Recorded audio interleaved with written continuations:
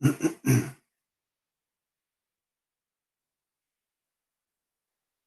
evening, everybody, and thank you for joining us. My name is Ben Kilcoyne, and I am the Communications Manager with Olive Group, and it's great to have you with us. It gives me great pleasure to be here today, in partnership with Unite the Union in Health in support of our health and social care frontline workers. Today's event is about one simple thing: being there. This means being able to offer a listening ear for someone to talk to.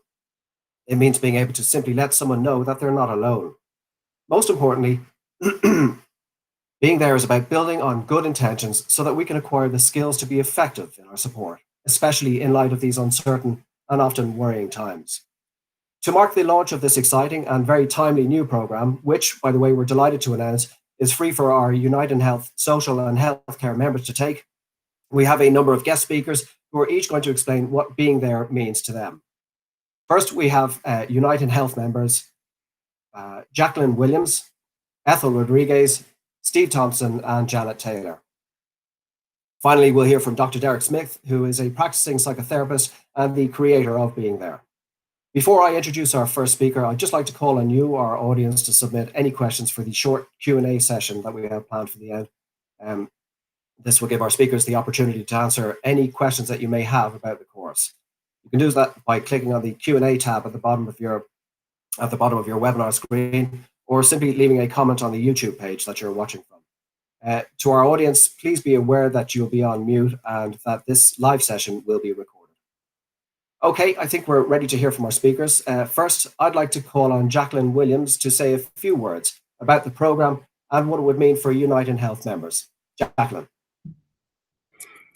Good afternoon, everyone, and thank you for joining us. My name is Jacqueline Williams, and I am a National Officer for Health at Unite the Union, working with workplace reps and officers on a range of issues affecting our members' working lives. And I'm absolutely delighted to be here today and give thanks to Dr. Derek Smyth and the Olive Group for their generosity, kindness and understanding of the reasons why being there for each other is so important. And giving access to Unite members working at the front line in health and social care to the Being There course programme. And I'm now going to pass over to my colleague, Esther Rodriguez. Hello, everyone. My name is Esther Rodriguez, the lead professional officer for education with the health sector of Unite the Union. In my role, I map out learning and training needs and develop learning and training for the various membership professions, as the case may be.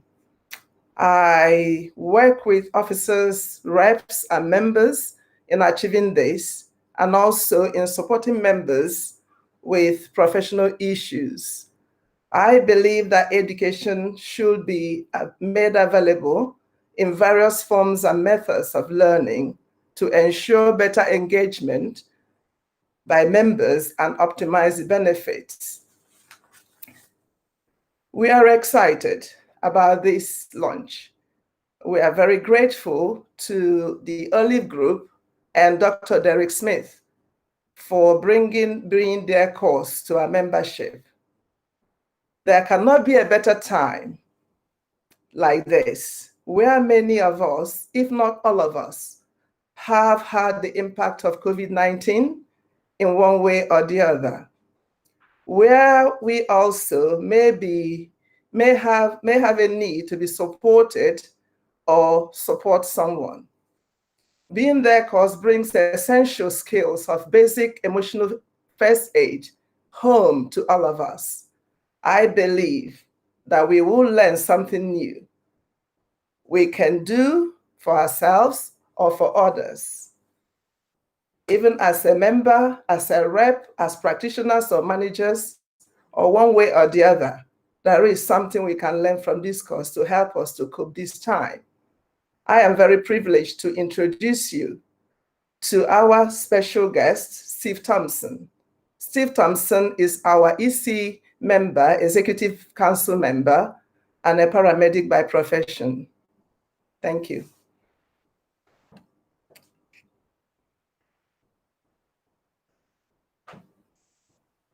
Sorry, Steve, you might want to unmute first. Sorry.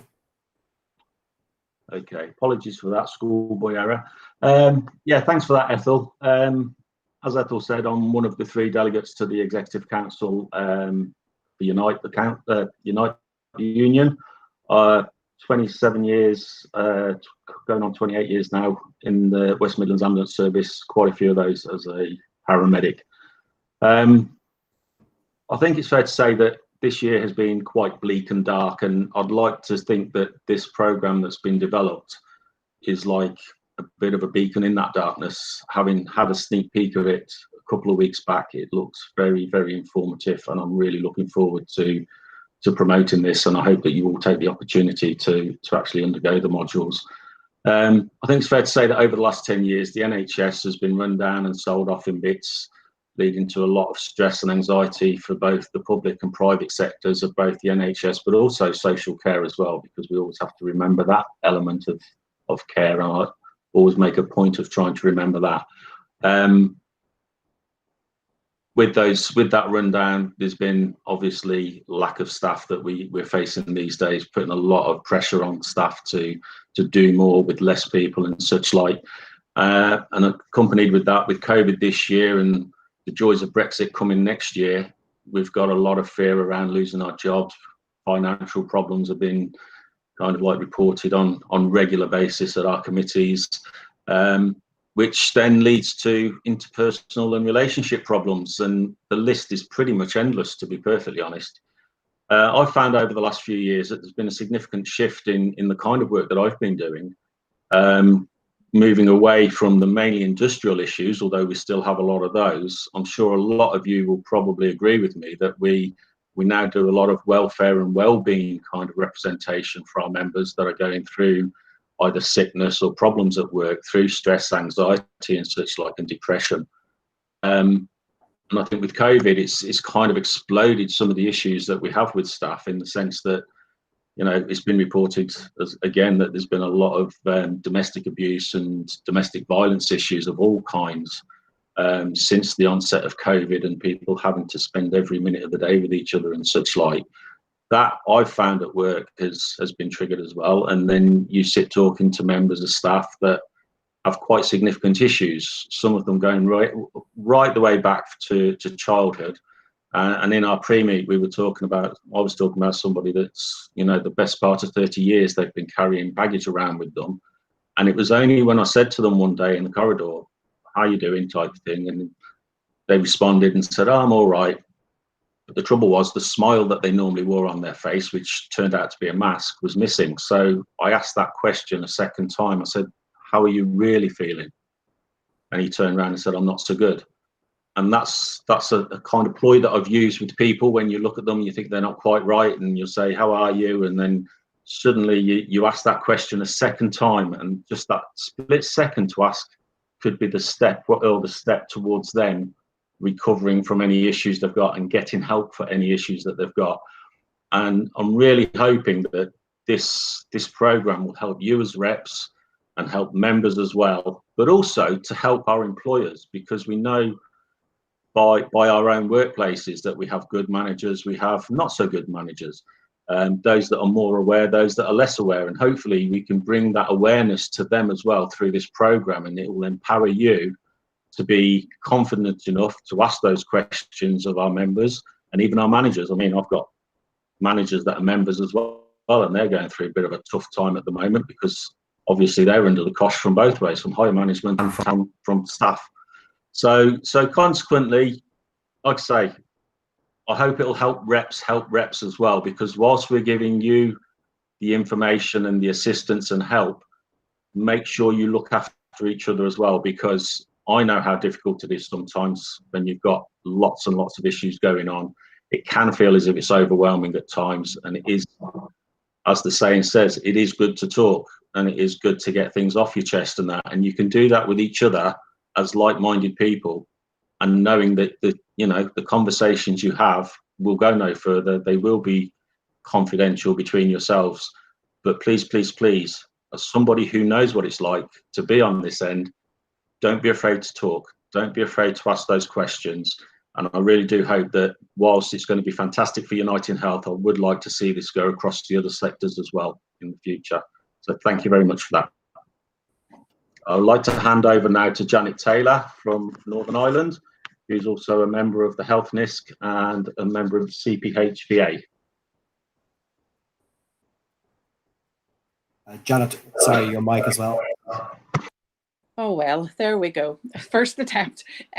Yes, hello, everyone. I'm absolutely delighted to be here. My name is Janice Taylor, and I am from Northern Ireland. I'm currently the National Chair of the CPHVA Executive. I'm also involved, as Steve has said, I attend the National Industrial Sector Committee, and I'm also part of the Occupational Professional Committee. My job is, I've been in nursing over 40 years. Which I'm passionate about. I now work in public health and I manage a multidisciplinary team. However, the other aspect of my career is I am one of the lead reps within the NHS trust that I work in, and I have facility time, and this is something I am completely passionate about. I totally agree with Steve. There is a great deal of need that, in particularly over these last months with COVID, people are very stressed. They're stressed in work, they're stressed at home.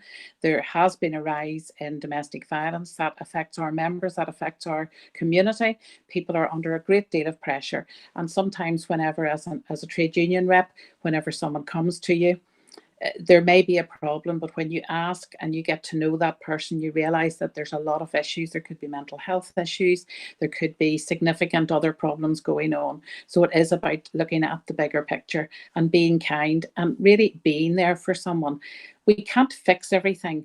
And part of the course and the learning will be that you can't go in and make everything right. However, it's about having a toolkit. It's about identifying difficult conversations. It's about being able to signpost, and it's actually been able to know what you don't know, that in order to support someone effectively and to acquire the confidence with the emotional intelligence, that you need to perhaps signpost or just listen. Often when folk reflect, they can come up with solutions, they can see behaviours, or they can see perhaps other ways of managing a situation. But it's having that containment and having the ability to signpost, move on, and feel confident, not only as a rep, but as a person, that you can help and support people to come up perhaps and identify behaviours that they can do better with, that they can maybe make a difference to their own life and others. I think it's a fabulous course, and I too am really, really excited that this is going to be rolled out across all of our reps, and that we will have this opportunity. I think it's a really practical course. I think it's really, we will really understand it, and for me, what I have read, you will just get it. So thank you. I hope we can continue to be there and everyone will enjoy the course. Thank you very much.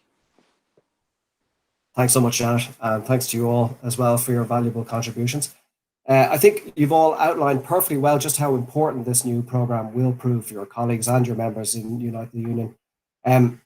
So it's now my pleasure to introduce Dr. Derek Smyth, who is the author of Being There. Derek. And your microphone, Derek. Apologies.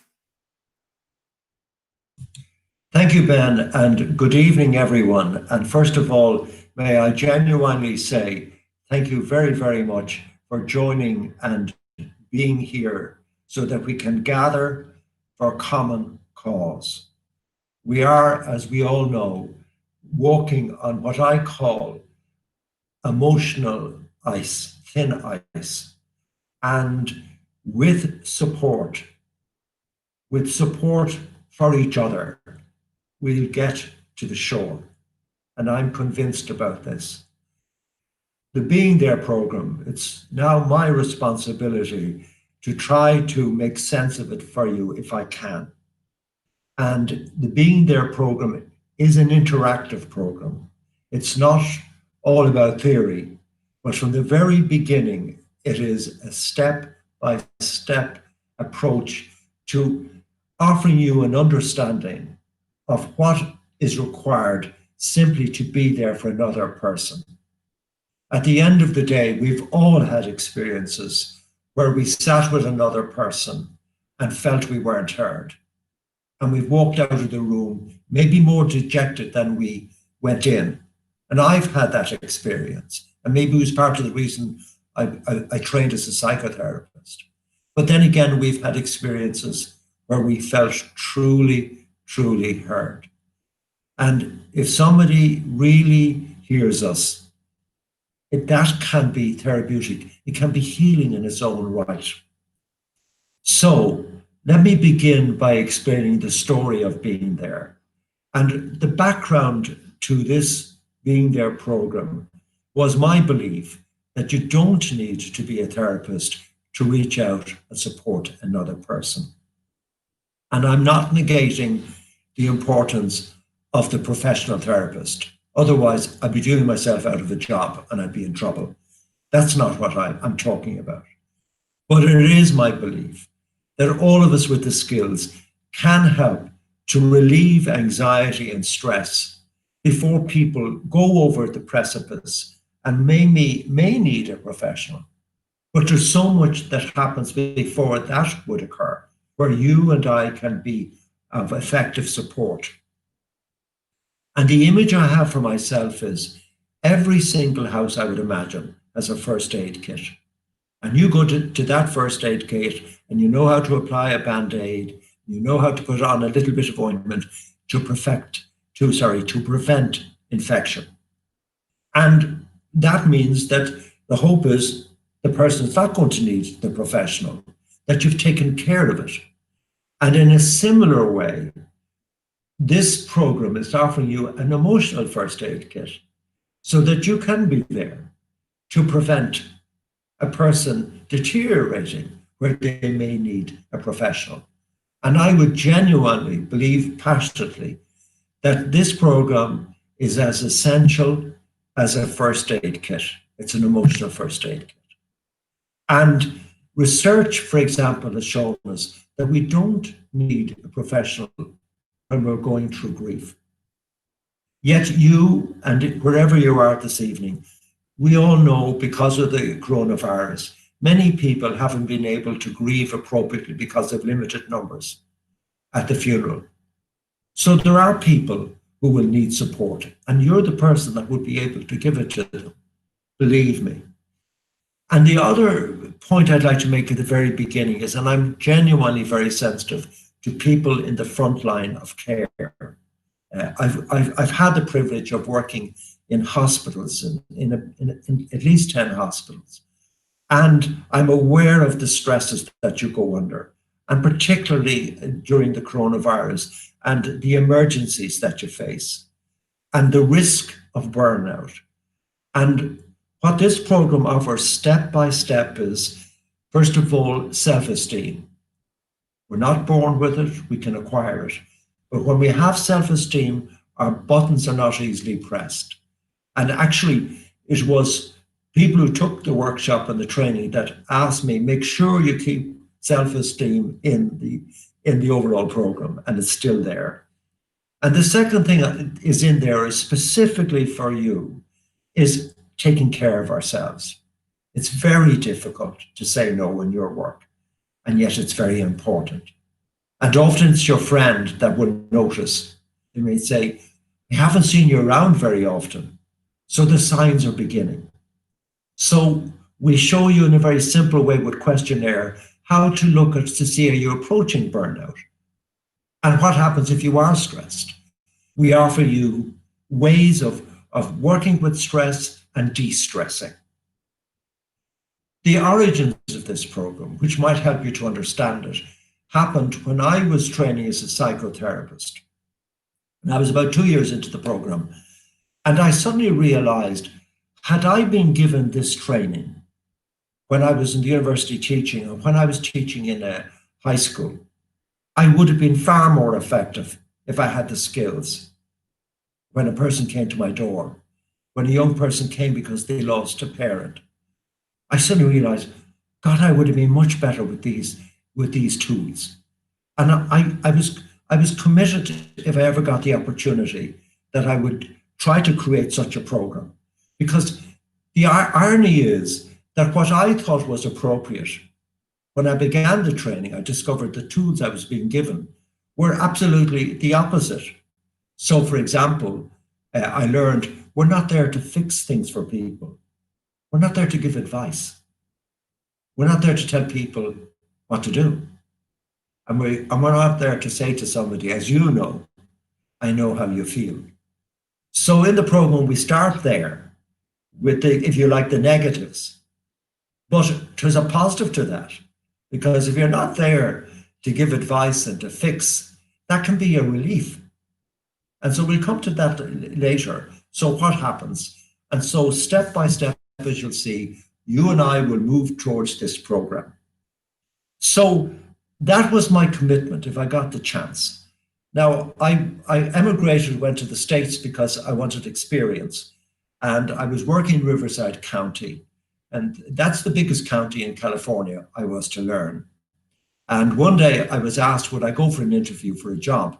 And the job was to present a program that they had to volunteers and to staff. Because when I was there at the time, I was concerned that the San Andreas fault, the earthquake would happen. And in fact, it was very hard to get earthquake insurance, as I knew to my cost. But they asked me, would I teach this program? And when I was given the contents of the program, I looked at it and I said, went home, and I came back and I said to them, with respect, I can't teach this program because it's professional. It's bringing ordinary people into professional areas of, let's say, anxiety or trauma. And to my surprise, the head of the board said, Derek, I'm glad you said that. Would you come up with an alternative? And that was the golden key for me.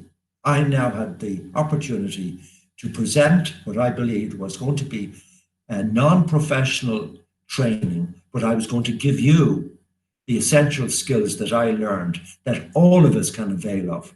And that's not wrapped in secrecy, but that you and I can avail of step by step to help each other. So the program was rolled out and it became popular, and people seemed to enjoy it and benefit from it.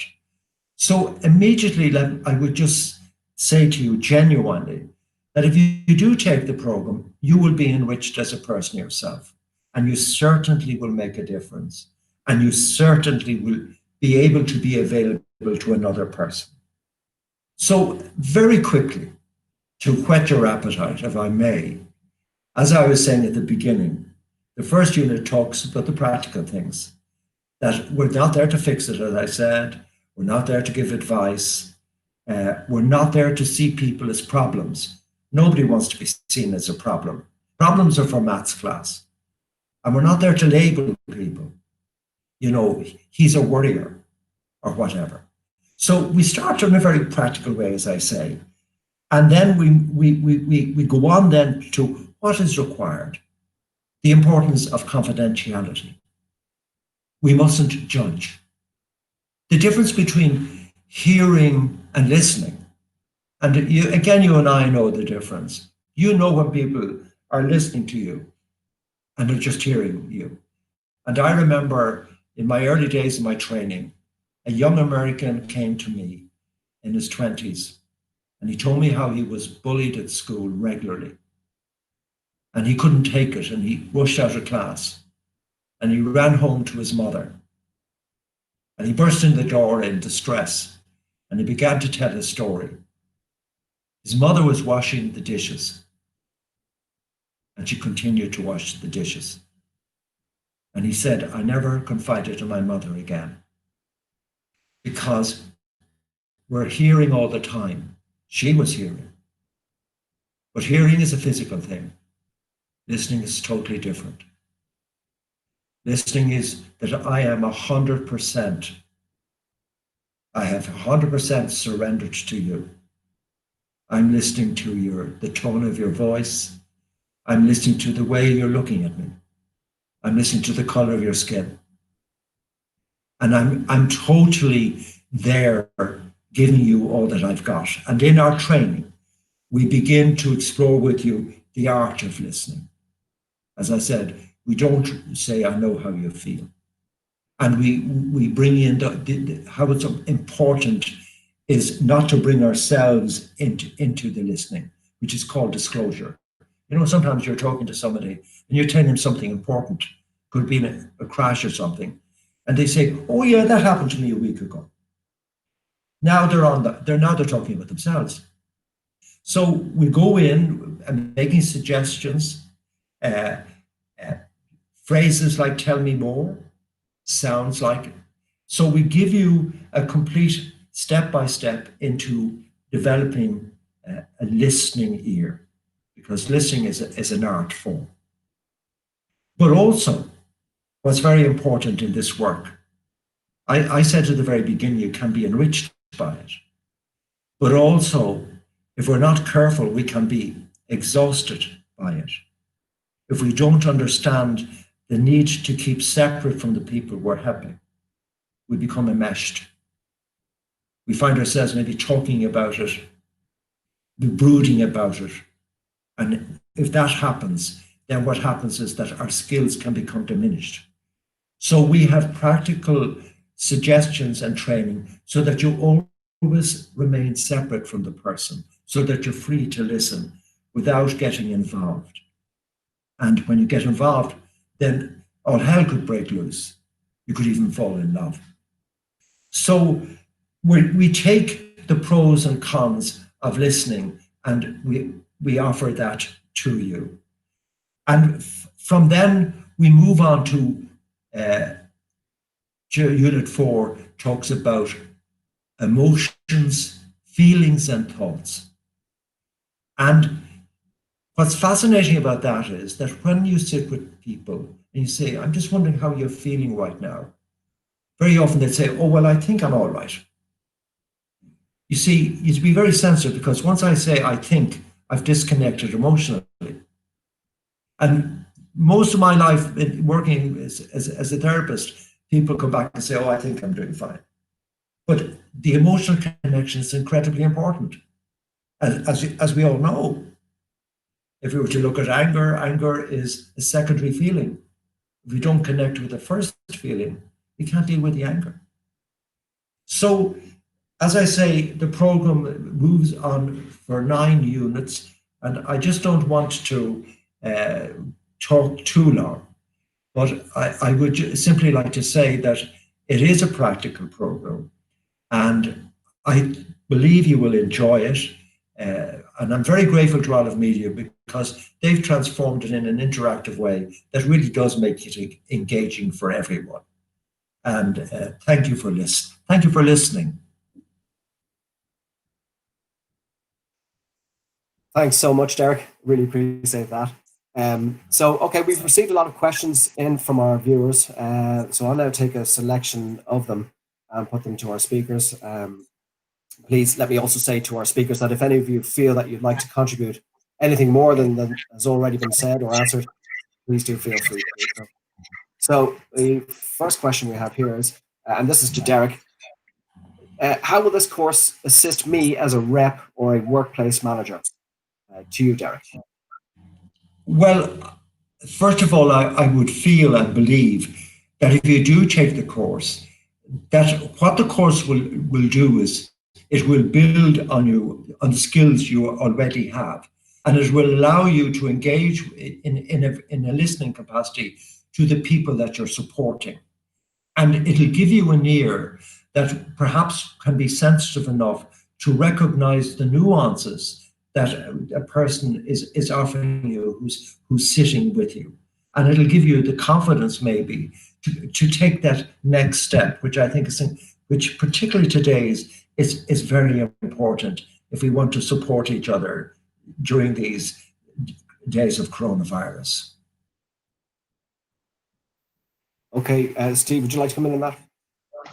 Yeah, I'd like to say I think that it will give us greater awareness as well, because depending on where you sit within the health service or social care, we get taught about mental health, but we don't get taught about mental health in the way that we're trying to do this. It's more around mental capacity and, you know, mental health acts and such like. So this is taking it right the way down to a personal, almost one-on-one kind of basis, and it's that kind of awareness, and it's more intimate. I think it will probably end up being, because we will be getting involved, and I know I've got involved in the past on a very, very close level. Once you start helping somebody, it's almost like a journey that you're going on. You're supporting them. It's not like you can just pass them on. You as a rep and as with them as members, you do kind of like phone them up from time to time or text them or whatever, just to make sure that they're going along okay, and if they need any further help to come to you and such like. So hopefully it'll be,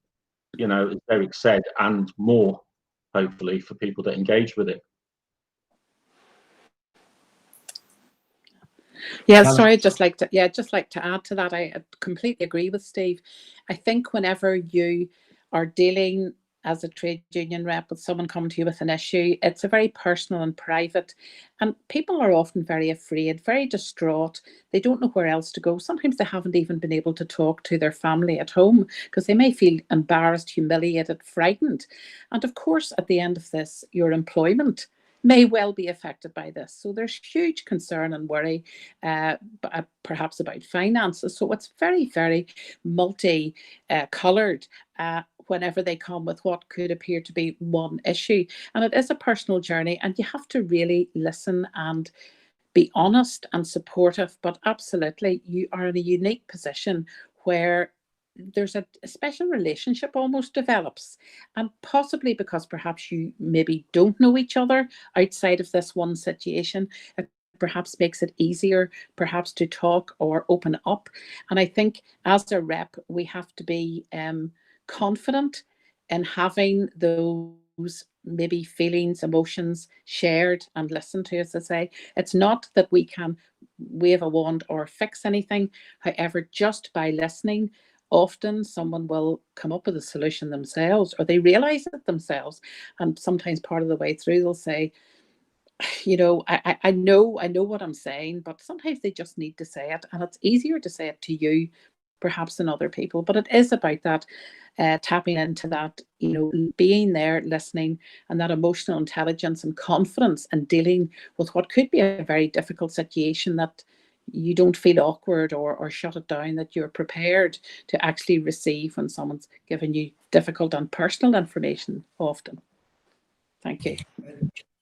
Janice, could I just add something very simple here, or might help, is one of the phrases I remember in my training was, and it comes from, if you're not there to fix it, if you're not there to give advice, what are you doing?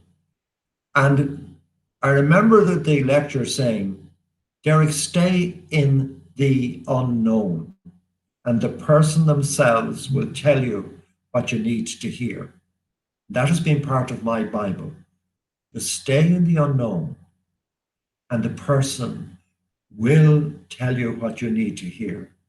And they'll do so because they know you're respecting confidentiality. They know you're not going to be judged, because nobody wants to keep skeletons in the cupboard. And they know that you're 100% sitting with them. And one of my passions all my life has been doing research on the therapeutic relationship. Let's call it a relationship. Because when two people are sitting together, not only are we consciously engaged, but there's an unconscious language taking place between us.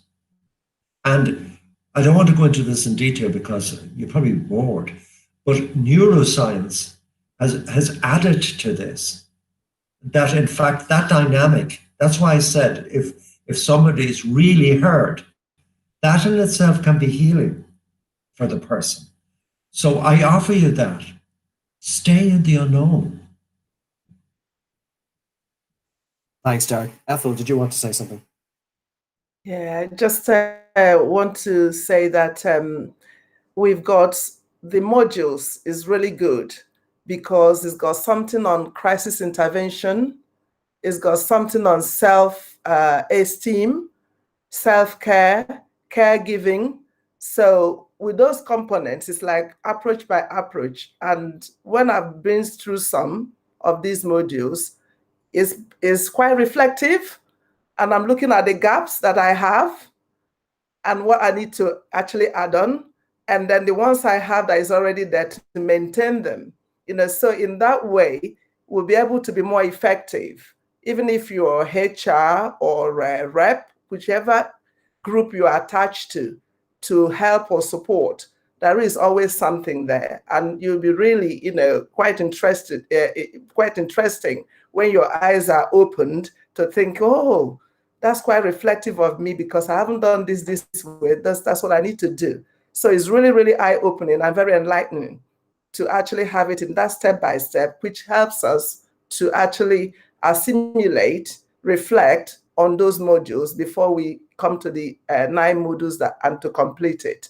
So I think it really will be helpful for our reps and members and managers, HR, in any way, even in relatives with families. You get where you can't talk to family and they find out they got a skill that actually you can penetrate through.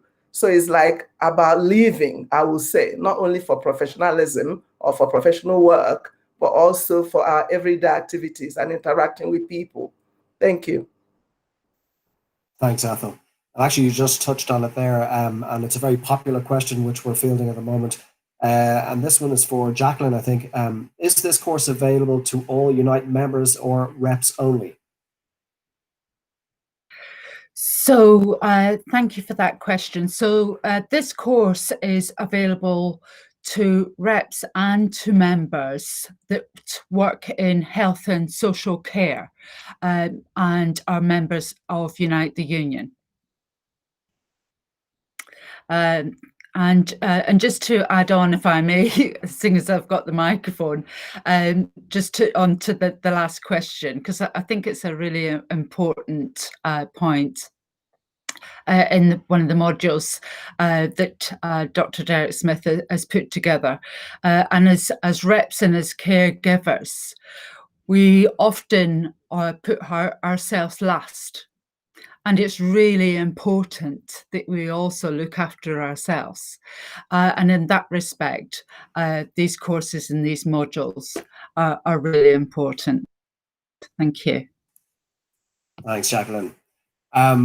So another question that's come in is, how do we persuade members that stepping up to support colleagues can be therapeutic in its own right? And that question goes to Steve. How can I get the easy questions? Well, for me, I'll be honest with you, when I've been involved with members that have got issues and have got problems, and like I said, some of them are quite significant. And I've always been one of these that I try to use some of my own life experiences to bring to the table to help others, and to turn those negatives into positives. And I think from what Derek was saying as well about, you might fall in love and everything, be very careful. But you do get involved with people to a point where you care about them. You do care about them because you see that they're hurt, they're wounded, and they need that kind of assistance from us. But one of the things that I've always tried to do as well is keep a degree of separation between myself and the membership, just like managers have to keep that degree of separation, because you never know when a friend will need your help and you become compromised and such like. So consequently, getting back to the question, as I've gone through, I've assisted people and helped people, just like you get satisfaction when you might win a disciplinary or such like, I get great satisfaction from seeing people recovering and getting better and functioning on a better level and a more normal level, shall we say. And that's where I get my kind of, not enjoyment as such, but satisfaction, I think it is, that I've been able to assist, partly because at the end of the day, if there is somebody at work, you've got to engage with management, you've got to engage with HR, because they're the ones that can go out and get that help for them. They know where all the help is. But that's the big part of partnership working. And I think, like I say, as long as you've got those managers that are there to help and understand as well, and that's where this program will help us as reps maybe educate the managers that aren't so aware. I'm lucky in the area that I work because they do have that awareness, they do have that understanding. But within my organisation, I can go to another area and they might not be as attuned to it. So consequently, it is a case of, you know, and again, even if you walk out of there knowing that a manager's got a better awareness and it's going to be able to help his members of staff more, who might not even be in our union. So yeah, it's like I say, it gives you that satisfaction. Thanks for that, Steve. Janet. Yeah, just to add on to what Steve says, I think possibly the first step into the NHS, I don't know if anyone says, I'm going to join the NHS because I want to earn a lot of money. That is never a thought in anybody's head, because you're kind of not going to. So when I first became a nurse, it was my strong desire to help people, to look after people. And I think whenever I became a trade union rep many years ago now, I think it was from the same basic premise. People needed help and support, and I felt I could do that. And it is a tremendous job satisfaction, you know, walking someone through, supporting them, having whatever outcome comes at the end. But there is a great deal of job satisfaction in supporting people, and you learn so much. And I have certainly learned so much from my other trade union reps, my colleagues, but actually the people that I've also represented. And it is true partnership working. And you then have that other, the art of relationship building that you have with managers, senior people. Like Steve, I am very fortunate where I work. I have really good managers and really good relationships, but he's quite right. I could go to a completely different area and it would be a different attitude. So I've got to find the way around that. But you're absolutely right. It's job satisfaction and practical support and being there for others. Thank you. Thanks, Janet. Okay, so I have another question, and I think this one's for Derek. During the pandemic, what do you feel are the most common mental health challenges affecting the population? And does this program really address any of these issues? Great question. Absolutely great question. And first, yes, people are stressed. They're experiencing stress at the moment. Some people are feeling fearful at the moment. Some people feel overwhelmed at the moment. We're living in uncharted waters, and we're not sure where the shoreline is right now. And thank you for asking this question, because in a sense, this is precisely what this program is about. It's about when we can take that extra step, you and I can prevent the person from becoming stressed out. And if I can give you personally an example, I have a good friend living in London, and he phoned me during the week and he was saying, you know, I've lost interest in television, I can't watch it anymore. And some of the familiar things were taken from him.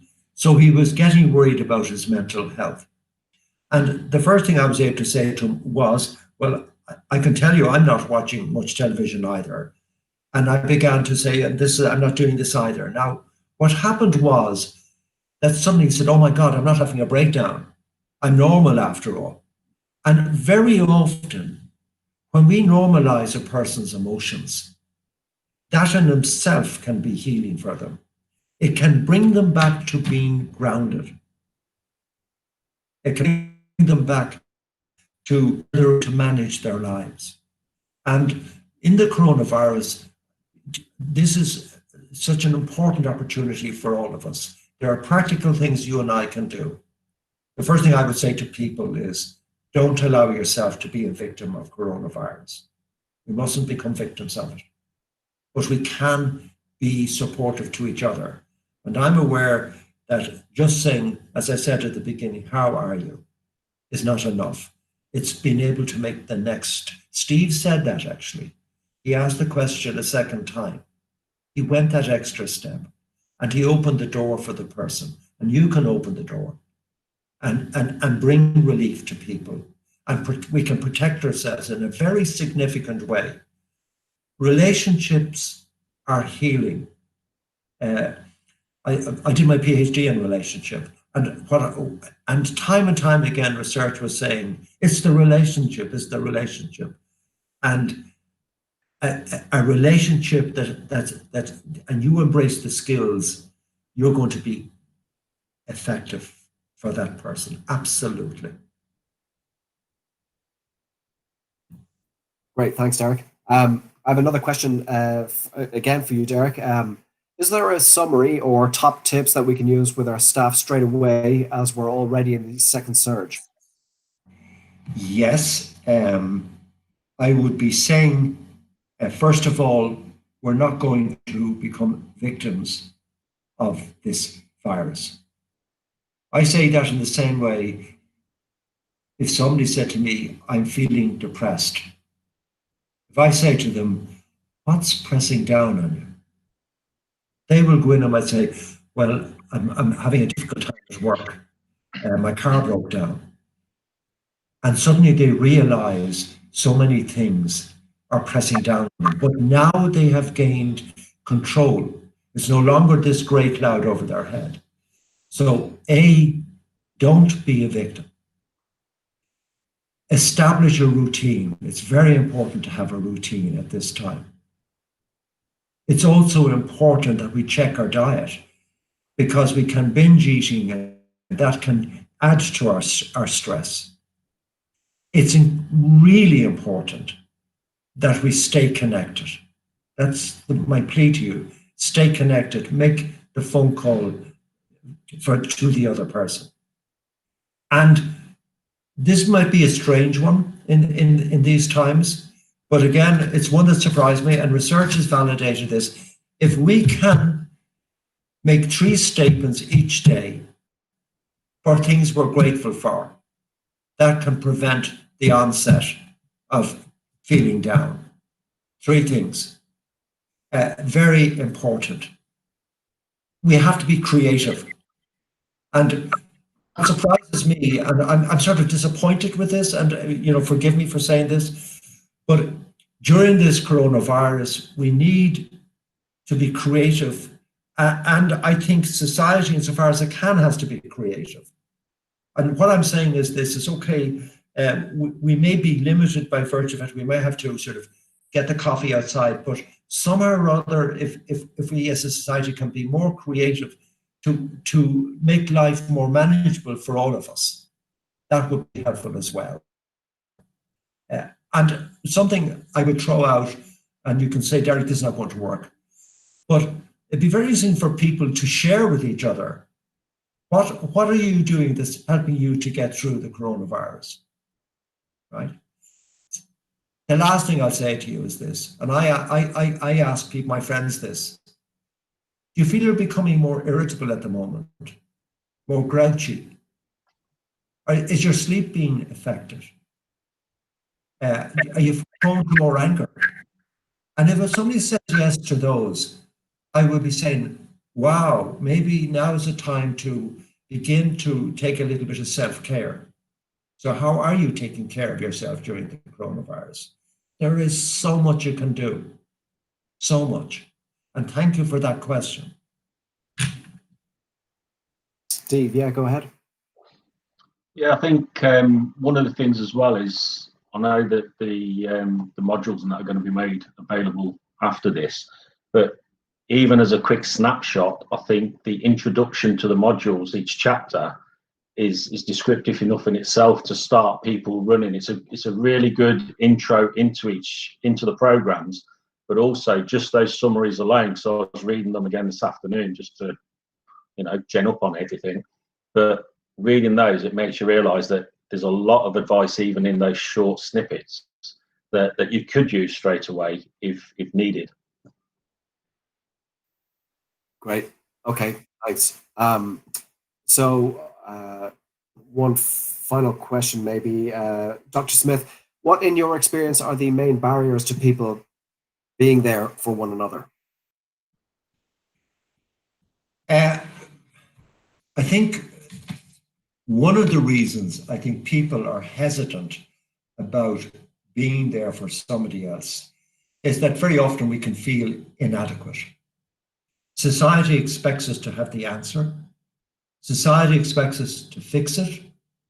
We don't want to be seen as a failure. And so we can be very hesitant in stepping beyond our own little comfortable boundaries. And that's why I shared with everyone here the honesty that I realized that I basically thought I had the skills when I was in the university. I hadn't. But the art of listening, in one sense, is much easier, because it is about being sitting, it is about not fixing, it is about surrendering, it is about staying in the unknown.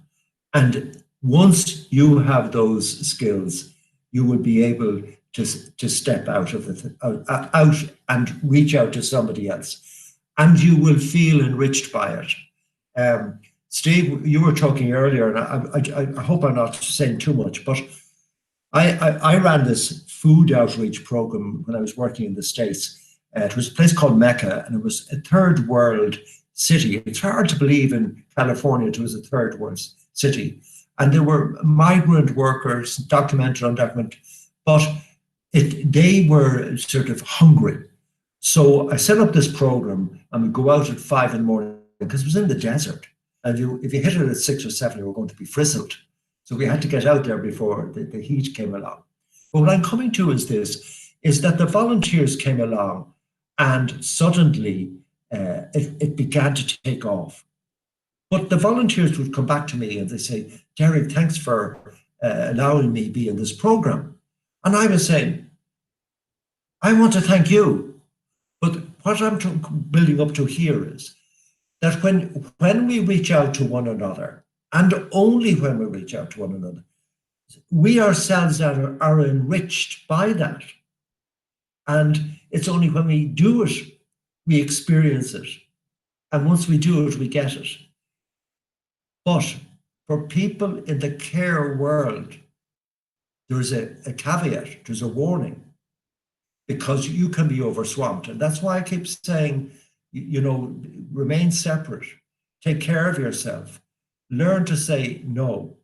And when I was teaching this course to staff in the front line in the States and in Dublin, I would say to them very honestly, a man who carries a bag of coal, people can look at him and say, you must be exhausted. But when you carry a bag of emotional weight of another person, it is far more demanding on you than a bag of coal. And you need, and I need, to take care of ourselves. Go ahead, Steve. Thanks, Derek. Go ahead, Steve. Yeah, I think one of the other elements as well is that because we spend our professional lives caring for people and looking after each other, and that, it's when it crosses over from that professional element to the potential personal, when you're having to listen to somebody's personal issues and such like, it can be quite daunting. I remember the first time I had somebody sit in front of me crying, it was like, oh my God, what do I do now? But over the years, I've built up the experience and the knowledge of being able to comfortably speak to people. And even if it's a case of seeing somebody angry in the workplace or something that's not quite right for them, just go over to them and ask. Just take tiny steps and start building up your experience, and use this program to back you up and assist you and help you with that. Because, we all started off from somewhere, which was right at the start of our careers. And this is almost the same for those of you that haven't had this kind of input with members of staff or anything. It's the start of something that hopefully will be richly rewarding for you all, and will give you a lot of satisfaction, that the fact that you can help. Right. Thanks, Steve. Yes, Ethel, please. Yeah, just to say also that to add on to what is being said, to always know when to stop is very, very important. And I think the program teaches that, to know our boundaries, limitations, and when to raise our hands up, and also when to signpost, knowing that this is where I'm going to take that person the long journey is very important. Because once those are in place and we understand it from the course, we will not be able to to feel burnt out or be overburdened. We'll be able to know that this is it, and then that's the travel direction. Thank you. That's great. Thanks, Ethel. I think that's it for now. Right now, I'd like to end this session by saying thank you for logging on and participating. We really appreciate your support. And I'd also like to thank our sponsors, myacademy.com. I do hope you've all enjoyed everything we've discussed. My thanks also to our production team for their hard work in bringing this live stream to you. Please note that from 6 p.m. this evening, you'll be able to register for free at unitinhealth.org/being-there. At the end of this live stream, actually, more details will be available on screen on how to access the Being There program. And if you're interested, please don't log off until you've viewed and followed those instructions. So they'll be available now in a few minutes. And further details will also be available to you by email. Finally, I'd like to thank each of our speakers for their presence here today. Our Unite in Health members, Jacqueline Williams, Esther Rodriguez, Steve Thompson, and Janice Taylor. And finally, Dr. Derek Smyth. It's been a pleasure talking with you. Thank you, everyone, and goodbye. Thank you.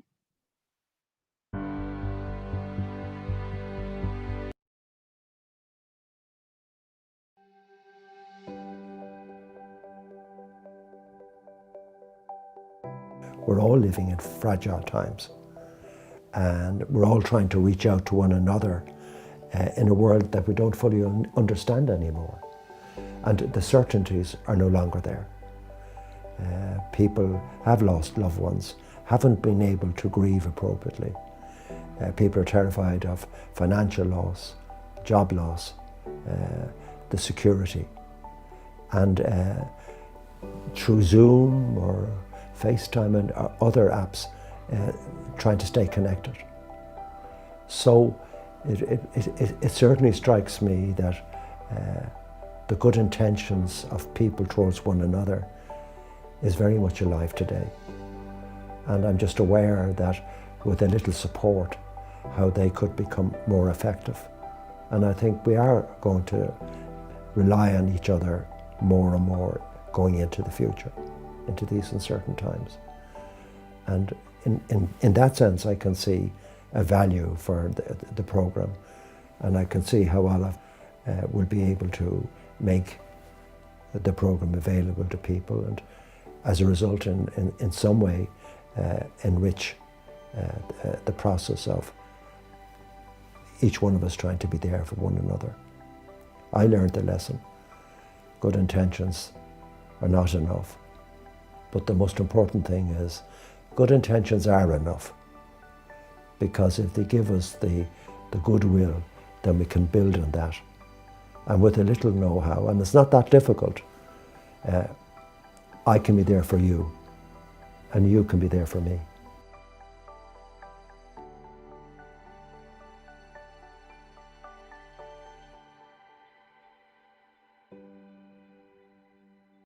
The internet and digital technology are changing the way people learn. This is a global market opportunity, no longer confined to the classroom. And this technology has the potential to transform everyone into lifelong learners. My Academy is leading this change, providing a true virtual classroom experience for tutors, training organizations, and educational institutions, but most importantly, for the learners. My Academy is disruptive due to the creation of massive cost reductions, easy onboarding, and more features than any other platform. Make use of unlimited live sessions through a world-class video conferencing system. Build your own courses and libraries to offer a wholesome teaching experience, and expand your offer with many third-party learning contents. Create tutor profiles on My Academy and promote them across marketing channels to showcase your expertise, generate leads, and attract learners. Also, build your own website by using the My Academy platform. Build your own AI chatbot for a customized 24/7 e-tutor at affordable monthly rates. My Academy is leading the revolution in education technology. Visit myacademy.com to choose from flexible pricing plans or sign up for a free 14-day trial. The future of virtual education is now. The future is myacademy.com.